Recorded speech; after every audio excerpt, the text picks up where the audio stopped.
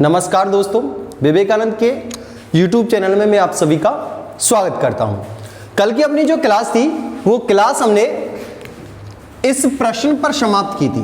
आपसे प्रश्न किया गया था कि अनुच्छेद 108 के तहत गलत कथन को चुनिए। ठीक जी, पहला ऑप्शन था इसमें संयुक्त बैठक का प्रावधान है, दूसरा ऑप्शन था राष्ट्रपति संयुक्त बैठक बुलाता है और तीसरा ऑप्शन था लोकसभा अध्यक्ष संयुक्त बैठक की अध्यक्षता करता है और चौथा ऑप्शन था संयुक्त बैठक में विधेयक साधारण बहुमत से पारित किया जाता है। ठीक जी, 4 प्रश्न थे, तो इसमें से आंसर जो है वो आप में से अधिकतर लोगों ने आंसर लगाया होगा इसका ये डी वाला 99% है, लेकिन ये गलत है। इसका जो आंसर है ना वो आंसर होगा सी, लोकसभा अध्यक्ष संयुक्त बैठक की अध्यक्षता करता है। ये प्रश्न गलत है, ये जो ऑप्शन इसमें दिया हुआ है ये गलत है अनुच्छेद 108 के तहत। अब आप पूछेंगे साहब संयुक्त बैठक की अध्यक्षता तो लोकसभा अध्यक्ष ही करता है, फिर ये गलत कैसे हुआ? बिल्कुल सही है, लोकसभा अध्यक्ष ही संयुक्त बैठक की अध्यक्षता करता है, फिर भी मैं इसे गलत कह रहा हूं। मैं कह रहा हूं अनुच्छेद 108 के तहत गलत कथन को चुनिए। लोकसभा का अध्यक्ष संयुक्त बैठक की अध्यक्षता करता, लेकिन अनुच्छेद 108 के तहत नहीं करता। बात समझ भाई? बड़ा ही टेढ़ा प्रश्न है ये, सिंपल प्रश्न है और सामान्यतः जो है वो देखने में ऐसा लगेगा ये तीनों ऊपर वाले सही हैं और जिनको अधिक जानकारी नहीं होती वो सामान्यतः इस डी वाले पर क्या ले जाते हैं, रिस्क ले जाते हैं, जो कि गलत है। अब क्यों गलत है इसके विषय में हम आगे चर्चा करते हैं, सुनिए।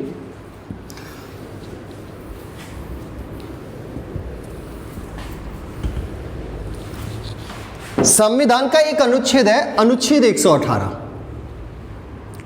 अनुच्छेद 118, अनुच्छेद 118। सुनिए जी, अनुच्छेद 118 के अंतर्गत जो है वो संसद के नियम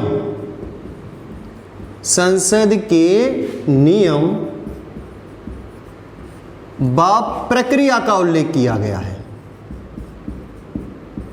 प्रक्रिया का उल्लेख।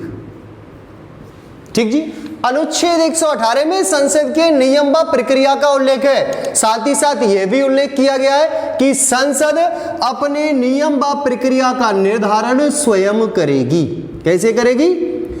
स्वयं। संसद के क्या नियम होंगे, क्या प्रक्रिया होंगी, इसका निर्धारण स्वयं संसद के द्वारा किया जाएगा। किस अनुच्छेद के अकॉर्डिंग?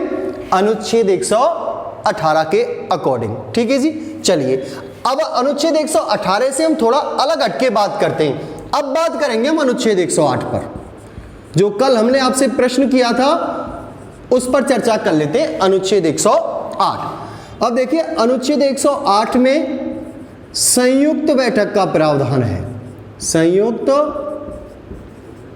बैठक। ठीक जी, अनुच्छेद 108 में संयुक्त बैठक से संबंधित 3 प्रावधानों का उल्लेख किया गया है। अब वो 3 प्रावधान कौन कौन से वो भी देख लेते हैं। पहला प्रावधान अनुच्छेद 108 में उल्लेखित है कि संयुक्त बैठक को राष्ट्रपति बुलाएगा, राष्ट्रपति बुलाएगा। ठीक जी, अनुच्छेद 108 में लिखा हुआ है, साथ ही साथ यहां पर यह भी लिखा हुआ है क्यों बुलाएगा, क्यों बुलाएगा। ठीक जी, दूसरा प्रावधान क्या है, क्यों बुलाएगा, वो भी सुन लीजिए। यदि किसी साधारण विधेयक पर दोनों सदनों में सहमति नहीं बनती है, कहने का मतलब यह हुआ कि किसी साधारण विधेयक को मान के चलो लोकसभा ने पारित कर दिया, राज्यसभा ने पारित नहीं किया, तो यह माना जाता है कि साधारण विधेयक पर दोनों सदनों में सहमति नहीं है। जब भी ऐसी स्थिति उत्पन्न होगी तो राष्ट्रपति क्या बुलाएगा, संयुक्त बैठक बुलाएगा। बात समझ में आई, क्यों बुलाएगा।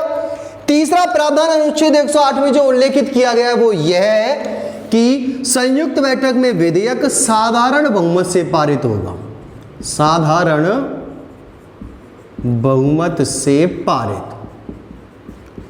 तो अनुच्छेद 108 में इन 3 बातों का उल्लेख किया गया है संयुक्त बैठक से संबंधित। यहां पर कहीं भी नहीं उल्लेखित किया गया कि संयुक्त बैठक की अध्यक्षता लोकसभा का अध्यक्ष करेगा। इसीलिए हमारा जो आंसर था क्वेश्चन का वो क्या था, संयुक्त बैठक की अध्यक्षता लोकसभा अध्यक्ष करेगा। अब फिर कहां पर उल्लेखित है ये, चलो वो भी देख लेते हैं। अनुच्छेद 118 पर हमारी चर्चा चल रही थी, उससे पहले हमने अनुच्छेद 108 को देखा, क्योंकि बिना अनुच्छेद 108 के हम अनुच्छेद 118 को नहीं समझ सकते। चलिए साहब आगे बात करते हैं। अनुच्छेद 118 में यह उल्लेखित किया गया है कि संयुक्त बैठक के नियम, संयुक्त बैठक के नियमों का निर्धारण, संयुक्त बैठक के जो नियम होंगे उनका निर्धारण किसके द्वारा किया जाएगा, राष्ट्रपति के द्वारा। लेकिन राष्ट्रपति किसकी सलाह से संयुक्त बैठक के नियमों का निर्धारण करेगा, तो 2 व्यक्तियों के साथ वह विचार विमर्श करेगा। एक तो लोकसभा अध्यक्ष, लोकसभा अध्यक्ष, और दूसरा सभापति। ठीक जी, कहने का मतलब हुआ अनुच्छेद 118 के अनुसार संयुक्त बैठक के नियमों का निर्धारण राष्ट्रपति, लोकसभा अध्यक्ष व सभापति की सहमति से करता है।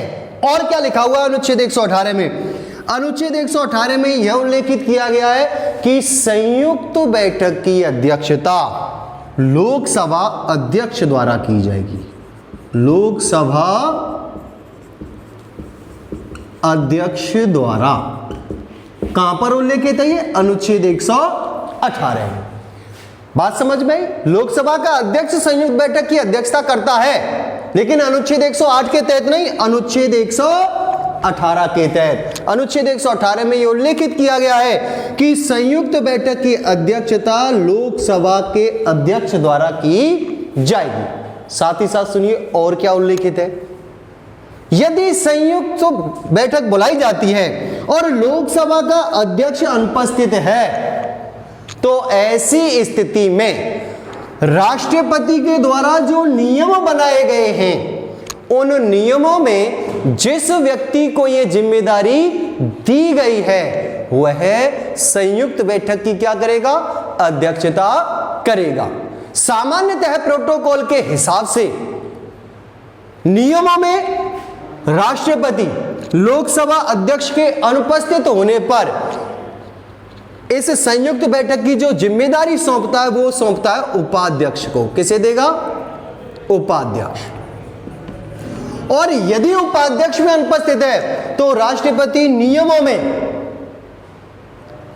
यह जिम्मेदारी सौंपेगा उपसभापति को। किसे सौंपेगा, उप सभापति। यानी कि यदि लोकसभा का अध्यक्ष अनुपस्थित है तो संयुक्त बैठक की अध्यक्षता लोकसभा के उपाध्यक्ष या उपसभापति द्वारा की जाएगी। ठीक जी। अब यहां पर एक प्रश्न बनता है कि संयुक्त बैठक की अध्यक्षता सभापति क्यों नहीं कर सकता। हमने आपको जब लोकसभा पढ़ाई थी वहां पर आपके लिए हमने ये बताया था कि लोकसभा एक ऐसा सदन है जिसकी अध्यक्षता कभी भी गैर सदस्य द्वारा नहीं की जाती, क्योंकि संयुक्त बैठक में दोनों सदन एक साथ भाग लेते हैं, लोकसभा भी उसमें भाग लेता है, और सभापति जो होता है वह कौन होता है, उपराष्ट्रपति होता है, जो कि संसद का सदस्य नहीं होता। इसीलिए संयुक्त बैठक की अध्यक्षता कभी भी सभापति के द्वारा नहीं की जाती। यह था अपना अनुच्छेद 118। चलिए साहब नेक्स्ट आगे हम बात करते हैं अनुच्छेद 120 पर। अब हमने पास में 3 अनुच्छेदों पर हम चर्चा करेंगे। एक अनुच्छेद है 120। अनुच्छेद 120 में जो है यह उल्लेखित किया गया है कि संसद की कार्यवाही हिंदी व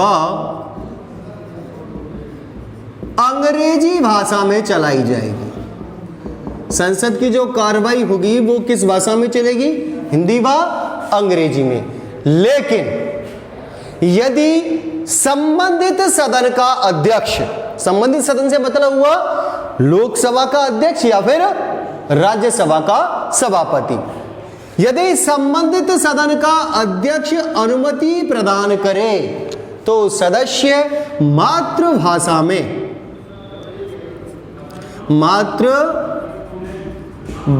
में विचार प्रकट कर सकता है। ठीक जी। तो अनुच्छेद 120 के तहत संसद की जो कार्यवाही है वह हिंदी या फिर अंग्रेजी भाषा में चलाई जाएगी। लेकिन यदि किसी सदस्य को ना तो हिंदी आती है और ना ही अंग्रेजी आती है, तो ऐसी स्थिति में संबंधित सदन के अध्यक्ष की अनुमति लेने के बाद वह मातृभाषा में विचार प्रकट कर सकता है। ये था अनुच्छेद 120। आगे बात करें अनुच्छेद 121 पर। अनुच्छेद 121 में यह उल्लेखित किया गया है कि संसद में न्यायाधीशों के आचरण पर कोई चर्चा नहीं की जाएगी। ठीक जी। अनुच्छेद 121 जो है वह संसद को न्यायाधीशों पर टिप्पणी करने से रोकता है। ऐसा नहीं है कि न्यायाधीशों के आचरण पर संसद में चर्चा होगी ही नहीं, होगी, लेकिन कब होगी? जब न्यायाधीश पर महाभियोग की प्रक्रिया लागू की जाए। ठीक जी। कहने का मतलब हुआ संसद में न्यायाधीशों के आचरण पर कोई चर्चा नहीं होगी और चर्चा तब तक नहीं की जाएगी जब तक उस न्यायाधीश पर महाभियोग की प्रक्रिया लागू ना कर दी जाए। ठीक जी। इसके बाद अनुच्छेद 122, ये दोनों अनुच्छेद एक दूसरे के अपोजिट हैं। देखिए जी, यहां तो संसद को न्यायाधीशों के आचरण पर करने से रोका जा रहा है, प्रतिबंध लगाया गया है, और यहां पर अनुच्छेद 122 में उल्लेखित किया गया है कि न्यायपालिका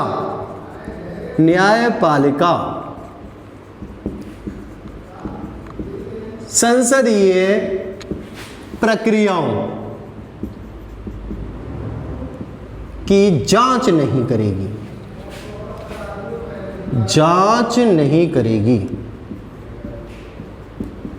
अभी अनुच्छेद 118 में मैंने आपको बताया था संसद अपने नियम व प्रक्रिया का निर्धारण स्वयं करेगी। ठीक जी।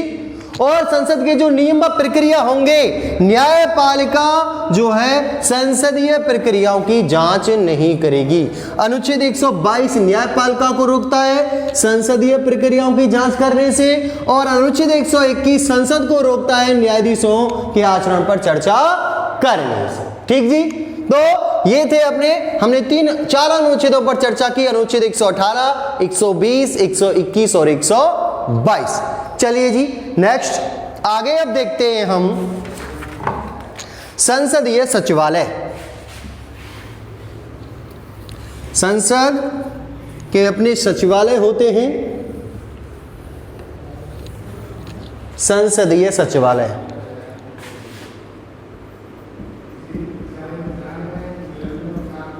संसदीय सचिवालय, और संसदीय सचिवालयों का उल्लेख जो है वह अनुच्छेद 98 में किया गया है। ठीक जी। सुनिए सब, संसद के सचिवालय में कर्मचारियों की भर्ती व नियुक्ति के नियम किसके द्वारा निर्धारित किए जाएंगे? संसद के द्वारा। सचिवालय में कर्मचारियों की भर्ती या नियुक्ति या वेतन से संबंधित नियम और प्रक्रिया का निर्धारण स्वयं संसद के द्वारा किया जाएगा, पहली बात। दूसरी बात, संसद के दो सदन होते हैं, लोकसभा और राज्यसभा, और दोनों ही सदनों के अपने अलग अलग सचिवालय होते हैं। सबसे पहले हम बात करें लोकसभा सचिवालय पर। लोकसभा सचिवालय, सुनिए जी, इस सचिवालय में जो है एक महासचिव की नियुक्ति की जाती है। किसकी नियुक्ति होगी? महासचिव। लेकिन प्रश्न यह है कि लोकसभा के महासचिव की नियुक्ति करता कौन है? कौन करता है?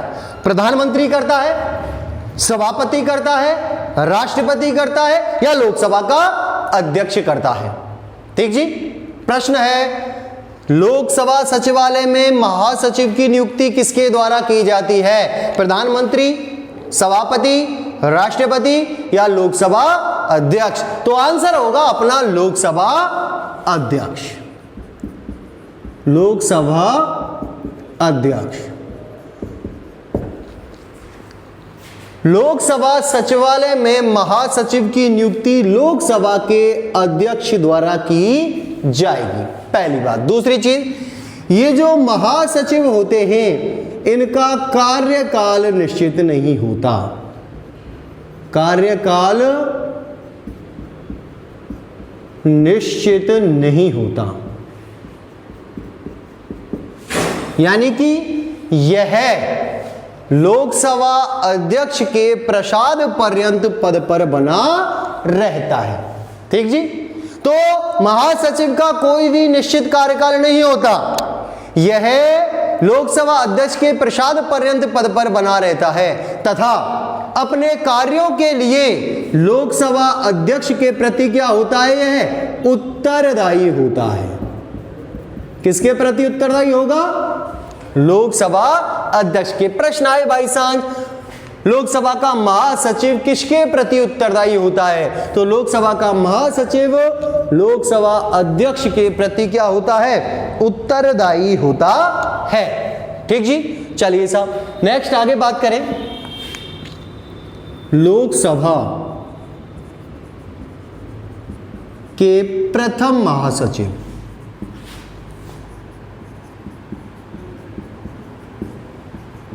लोकसभा के प्रथम महासचिव कौन थे? नाम था इनका M.N. कौल। M.N. कौल लोकसभा के जो प्रथम महासचिव थे, नाम था इनका M.N. कौल। नेक्स्ट आगे बात करें लोकसभा के वर्तमान महासचिव। लोकसभा के वर्तमान महासचिव, महासचिव कौन है? नाम क्या है इनका? इनका नाम है स्नेहलता श्रीवास्तव। स्नेहलता श्रीवास्तव। स्नेहलता श्रीवास्तव वर्तमान में लोकसभा की महासचिव हैं। साथ ही साथ इनके विषय में यह भी याद रखना, यह लोकसभा की प्रथम महिला महासचिव हैं। प्रथम महिला महासचिव। ठीक जी, प्रश्न आए लोकसभा के प्रथम महासचिव कौन थे? M.N. कौल। वर्तमान में लोकसभा के महासचिव कौन है? स्नेहलता श्रीवास्तव। लोकसभा की प्रथम महिला महासचिव कौन है? फिर भी नाम कौन सा आएगा जी? स्नेहलता श्रीवास्तव। ठीक जी, चलिए ये हुआ जी अपना लोकसभा सचिवालय। नेक्स्ट आगे हम बात करेंगे अब राज्यसभा सचिवालय पर। राज्यसभा सचिवालय,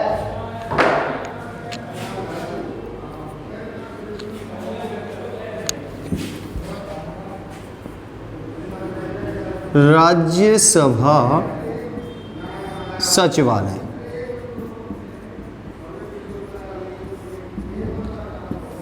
ठीक जी, चलिए साहब बात करें, राज्यसभा में भी एक महासचिव की नियुक्ति होती है, महासचिव। और राज्यसभा का जो महासचिव होगा इसकी नियुक्ति किसके द्वारा की जाएगी? सभापति के द्वारा।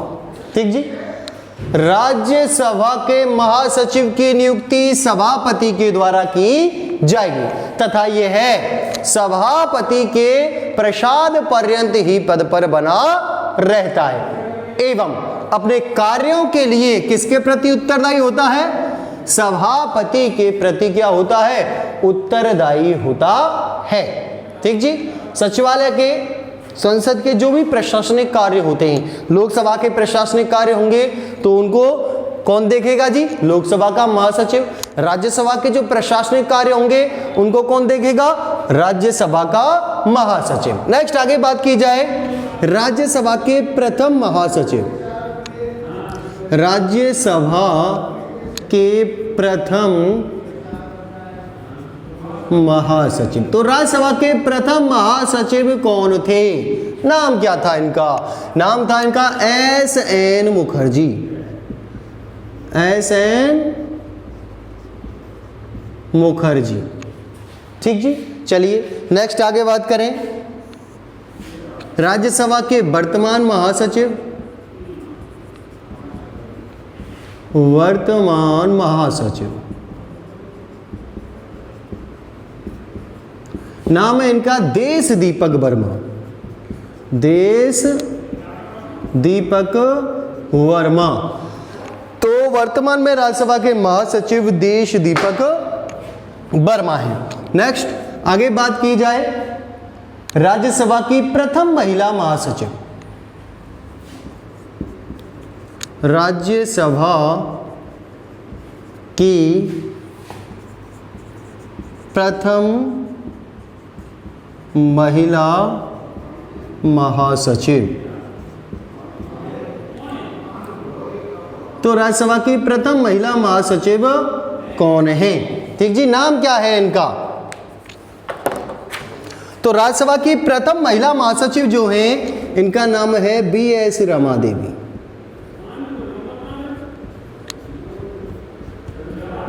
B.S. रमा देवी राज्यसभा की प्रथम महिला महासचिव B.S. रमा देवी हैं। ठीक जी, साथ ही साथ B.S. रमा देवी के विषय में एक बात और याद रखना। ठीक है जी, अपना जो राष्ट्रीय निर्वाचन आयोग है, ठीक जी, राष्ट्रीय निर्वाचन आयोग की एकमात्र महिला अध्यक्ष जो रही हैं वह भी कौन रही हैं? B.S. रमा देवी। याद रखिएगा, यदि राज्यसभा की प्रथम महिला महासचिव पूछी जाए आंसर होगा B.S. रमा देवी। और यदि राष्ट्रीय निर्वाचन आयोग की एकमात्र महिला अध्यक्ष पूछी जाए आंसर क्या होगा जी? B.S. रमा देवी। ये था अपना संसदीय सचिवालय अनुच्छेद 98। ठीक जी,